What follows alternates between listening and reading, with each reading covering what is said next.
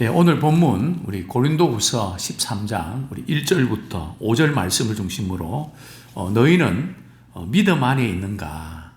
너희는 믿음 안에 있는가? 라는 제목으로 우리 함께 은혜를 나누기를 원합니다. 제가 말씀을 이렇게 준비하면서 늘 역점을 두는 것은 바로 이것입니다. 사도 바울이 고린도 교회에 왜 이런 말씀을 했을까? 저는 그 말씀 한 구절 가지고 우리 삶 속에 적용하는 그것도 필요하지만 바울이 무슨 의도로 이런 말씀을 이렇게 했을까? 예를 들면 오늘 3절에 보면 그는 너희에게 대하여 약하지 않고 도리어 너희 안에서 강하시니라. 그리스도께서 약하심으로 십자가에 못 박히셨으나 그리고 너희가 믿음 안에 있는가 너희 자신을 시험하고 너희 자신을 확증하라.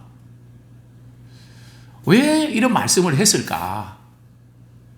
제가 말씀을 준비하면서 가장 힘든 부분이 전체의 그 문맥을 살피는 것이 어렵고요. 또 의도가 뭔가 참 이것이 굉장히 힘이 듭니다. 그래서 제가 말씀을 묵상하고 또 이 말씀을 또 읽고 또 읽으면서 또 적어도 이 주석을 한 12권 이상은 다 이렇게 검토를 합니다. 혹시 내가 이렇게 그 말씀을 잘못 이렇게 전하지 않을까 겁이 나서. 그래서 참 이 부분의 강조점, 처음 이렇게 말씀을 우리 평신도 읽을 때 어떤 말씀은 은혜가 되지만은 왜 이런 말씀을 했을까? 이 연결고리를 찾는 게 쉽지 않을 겁니다. 왜냐하면 저도 어렵거든요. 분명히 이 앞뒤 연결이 다 되어 있습니다. 그래서 그런 관점에서 이제 고린도후서 강의 44번째 들어가는데 이게 지금 계속해서 유튜브로 연결되어 있거든요. 처음부터 놓친 분들은 쭉 이렇게 날 잡고 이렇게 읽으시면 그렇구나. 그래서 정말 이 말씀이 이런 거구나 깨달아지는 그런 은혜가 있기를 원합니다. 제가 며칠 전에 계시에 대한 올바른 이해 그 말씀을 전했는데요. 하루 딱 지났는데 이렇게 설교를 들은 분들이 시간이 21시간이더라고요. 보다 20분쯤 되는데, 그럼 몇 명이 봤다는 거지? 조회수를 보니까 20, 30, 지금은 한 150, 60 정도 되더라고요. 계시에 대한 관심이 많구나. 저는 이 말씀을 전하면서 다른 것보다 한 구절 한 구절 이 전체 큰 맥락 속에서 이 말씀이 의미하는 바가 뭔가 저는 거기에 초점 맞추면서 말씀을 준비합니다. 아무쪼록 참 준비한 것 이상으로 성령께서 역사해 주셔서 말씀이 열리고 깨달아지고 또 우리 삶 속에서 잘 적용되어지는 특별한 은혜의 시간 되기를 소원합니다.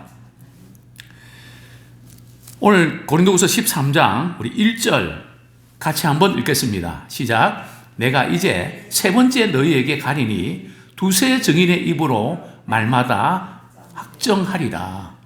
자, 고린도후서 13장은 그 톤이 말이죠. 굉장히 강합니다.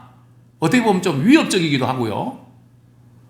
2절 하반절에 보면 내가 다시 가면 용서하지 아니하리라. 절대 용서 안 한다.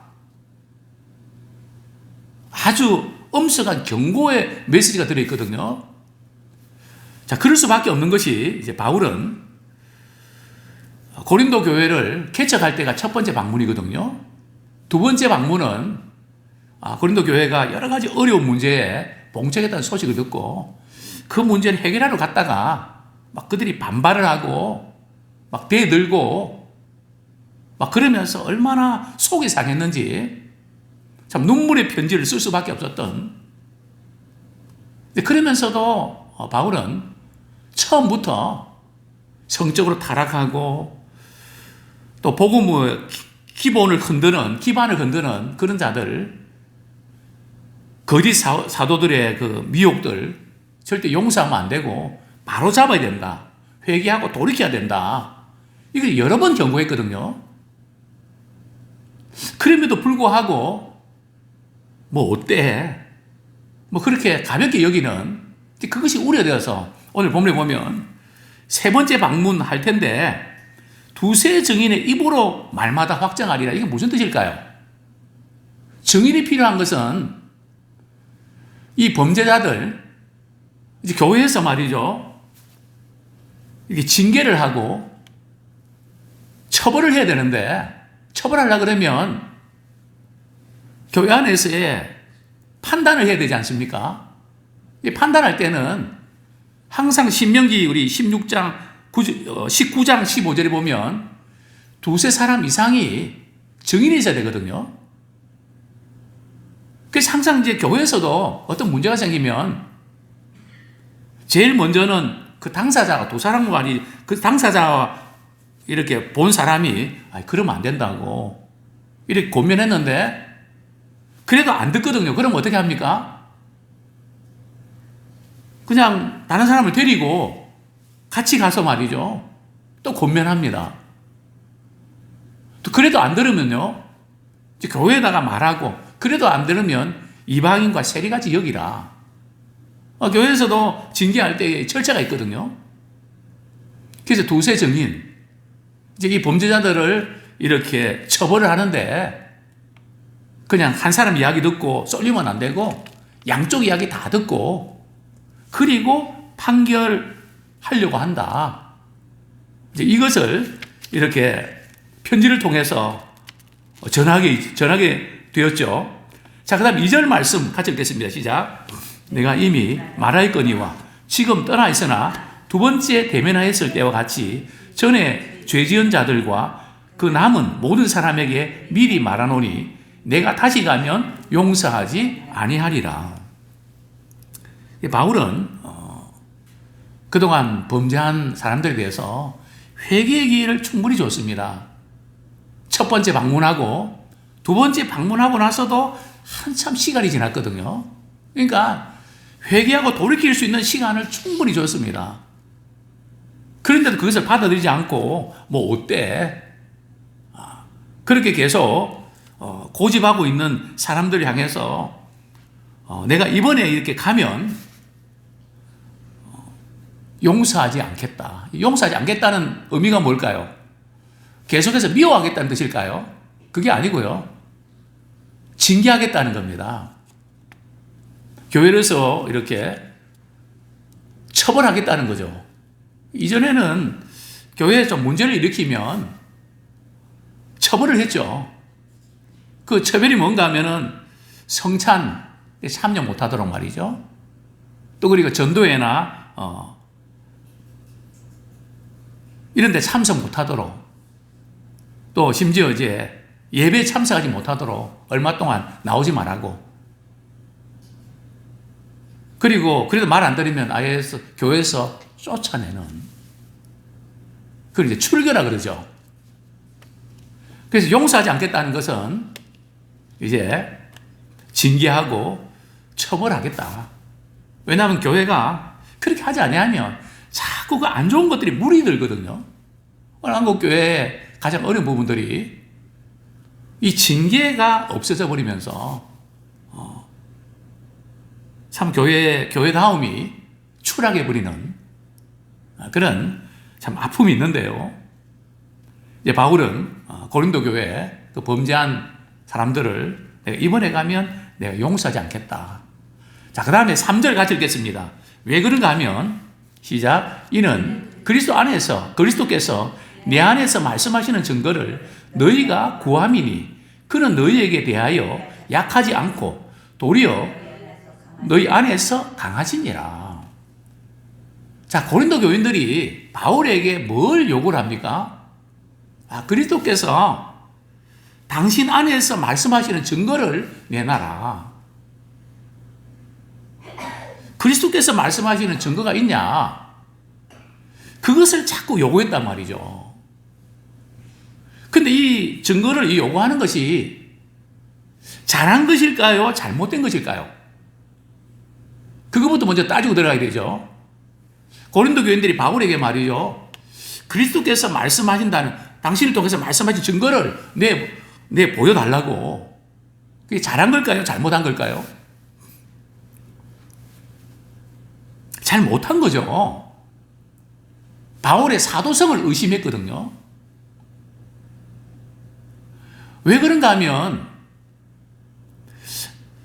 바울이 전하는 복음, 그 복음 핵심이 뭡니까? 예수님이 십자가에 죽으시고 부활하신 사건 아닙니까? 당시 유대인들은 예수님이 십자가에 못 박히는 사건 자체를 그것을 받아들일 수가 없었습니다. 메시아는 기다렸지만 어떻게 메시아로 오실 분이 그렇게 나약하게 채찍에 맞으시고 십자가에 못 박혀 죽으시냐? 저렇게 나약한 모습으로 오신 분은 메시아가 아니다는 거죠. 이 바울이 십자가 예수님을 전하니까 그렇게 약한 메시아일 리가 없다는 거죠. 그렇기 때문에 이제 바울의 사도성을 의심했습니다. 그는 너희에게 대하여 약하지 않고, 그는 누굴까요? 예수 그리스도를 가리키죠. 예수 그리스도께서 너희에 대해서 약하지 않다. 거짓 사도들은 십자가에 못 박히고 매 맞고 죽임 당하는 거, 그 약해서 그런 거 아닌가? 아니다.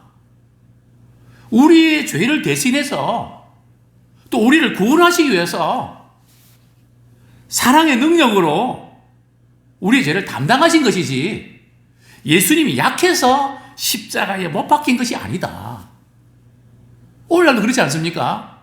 안 믿는 사람들이 예수님을 믿으라 그러면 나는 주먹을 믿는다고, 나는 잘 사는데 내 힘을 믿는다고, 왜 나약하게 자기가 약하고 부족해서 누군가를 의지하고 그러지.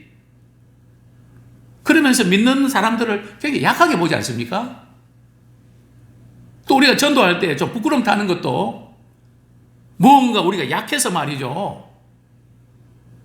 뭔가 믿으라고 하는 것처럼 그걸 알고 또 안 믿는 사람들은 나를 믿으라고 그렇게 조롱하지 않습니까? 그러나 예수님이 십자가에 못 박히지 약해서 못 박힌 것이 아니라 우리를 그만큼 사랑하시기 때문에, 강하시기 때문에 못 박히신 겁니다. 그리고 우리 주님은 부활의 능력으로 하나님의 능력을 나타내셨죠. 그게 바로 4절 말씀입니다. 같이 읽겠습니다. 시작.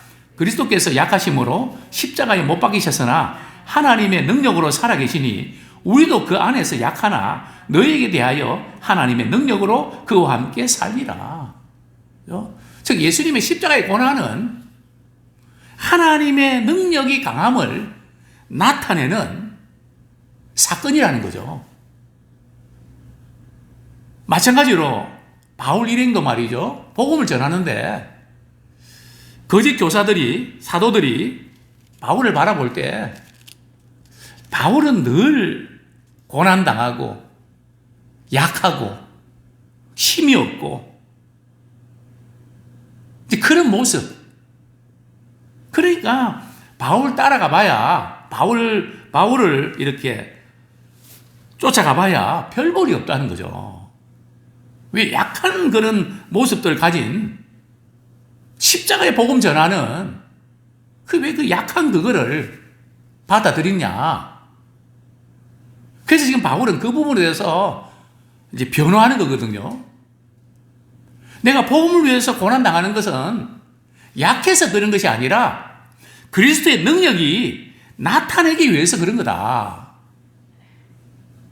그래서 세상 사람들은 자신의 실력, 능력, 또 이렇게 자금력, 명예, 그 강한 것을 나타내지만 그건 얼마나 허망하고 허약한지, 진정으로 강한 것은 사랑의 능력이다. 사랑으로 섬기는 거. 섬기다 고난당할 때 인내하면서 견디는 거. 그것이 바로 부활의 권능에 참여하는 거다.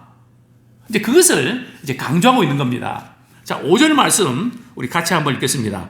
5절 시작. 너희는 믿음 안에 있는가? 너희 자신을 시험하고 너희 자신을 확증하라. 예수 그리스도께서 너희 안에 계신 줄을 너희가 스스로 알지 못하느냐? 그렇지 않으면 너희는 버림받은 자니라. 자, 바울이 고린도 교인들을 향해서 너희들이 나에게 그리스도께서 내 안에서 말씀하시는 증거를 달라고 하는데 그 증거를 달라고 하는 그 자체가 잘못되어 있다. 너희 자신이 정말 믿음 안에 있는가? 그것을 테스트해라. 너희들의 믿음이 잘못된 거다. 그래서 너희는 믿음 안에 있는가? 자신을 시험하고 너희 자신을 확증하라는 말씀을 하게 된 겁니다. 다른 사람의 신앙을 판단하고 공격하기 전에 너희 자신들의 신앙이, 거짓 교사들의 신앙이, 고린도 교인들의 신앙이 바로 서 있는지를 점검해야 된다. 믿음이 뭡니까? 항상 우리가 점검해야 되는 것이 우리가 믿음 안에 있는가? 믿음 밖에 있는가? 우리 항상 이걸 점검해야 됩니다. 믿음 있는 사람들은 실수해도 어떤 것을 넘어서지 않습니다. 할 말이 있고 해서는 안 되는 말이 있거든요. 무릎이 약해서 우리가 감정, 기분 이기지 못해서 때로는 실수할 때도 있습니다. 그러나 실수하는 그 범위가 말이죠. 하나님의 이름을 망령되게 하거나 그렇게는 못합니다. 왜냐하면 그리스도께서 우리 안에 계시거든요. 그분이 우리의 주인이 되시고 우리를 다스리기 때문에 갈라디아서 2장 20절에 있는 말씀처럼 이제는 내가 사는 것이 아니고 내 안에 그리스도께서 사신 것이다. 그러니까 우리가 말을 해도 정말 예수님이 기뻐하시는 내 안에 계신 우리 주님이 이런 말을 하면 기뻐하실까? 그래서 믿음의 사람들은 내가 해서는 안 되는 말을 이렇게 하고 나서는 마음이 영 안 좋은 겁니다. 왜 안 좋은지 아십니까? 우리 안에 있는 성령께서 근심하시거든요. 분명히 우리 안에 예수님이 계시거든요.